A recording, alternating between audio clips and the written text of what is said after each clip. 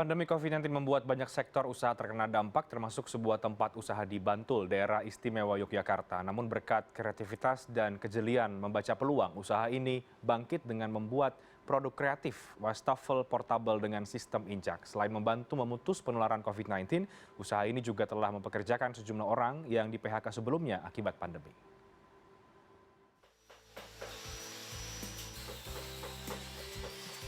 Kesibukan seakan tak pernah berhenti di bengkel Rumahku Indah yang berada di tengah Dusun Jeblok, Tirtonirmolo, Kasihan, Bantul, daerah istimewa Yogyakarta. Bengkel yang memproduksi wastafel portable dengan sistem injak ini lahir setelah pandemi COVID-19. Usaha milik Nova Suparmanto ini sebenarnya menjadi salah satu yang terkena dampak COVID-19 dan sempat merumahkan beberapa karyawannya selama beberapa pekan. Namun berkat kejelian membaca peluang usaha, kondisi itu berbalik 180 derajat. Menambah karyawan baru, menambah tenaga produksi. Ya alhamdulillah, jadi pandemi ini malah di tempat kami di Rumahku Indah di STT ada penambahan karyawan, Pak. Jadi ya kita bisa memanggil, bisa memberdayakan beberapa masyarakat sekitar yang mereka dirumahkan di PHK dari tempat kerja sebelumnya, kita bisa menampung di sini.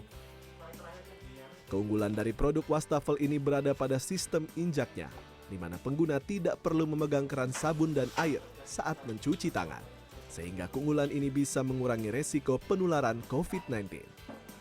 Wastafel ini sudah dipesan hampir dari seluruh wilayah Indonesia. Harganya cukup bersaing mulai dari Rp550.000. Menurut Nova, riset produk ini hanya butuh waktu sekitar 1 bulan saja dan penjualan dimulai pada awal Mei. Bila awalnya hanya bisa memproduksi 1 wastafel per hari, namun kini kemampuan produksinya meningkat 10 kali lipat. Bahkan ia mengaku sempat kewalahan. Alhamdulillah kita naik di Juni itu sampai kapasitas 10 unit. Ya, terus karena pernah sampai kita hampir setiap minggu lembur itu karena setiap hari malah sampai 24 unit permintaannya. Jadi satu orderan, satu PO itu satu orang minta 24 unit dikirim dalam waktu 1 hari itu. Jadi akhirnya kalau seperti itu udah nyerah, kita mampunya 10 unit itu udah dimaksimalkan tempatnya dan sebagainya. Menurut Nova, omset penjualan wastafel ini berkisar antara 5 hingga 7 juta per hari.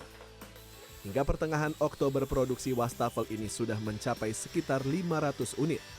Sementara itu kesadaran untuk membuat produk yang bisa memutus penularan COVID-19 membuat semua orang di bengkel ini mengikuti protokol kesehatan standar, termasuk selalu mengingat pesan ibu.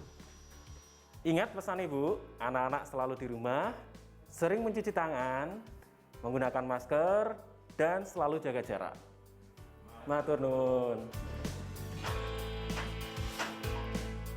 Tim Liputan CNN Indonesia, Daerah Istimewa Yogyakarta.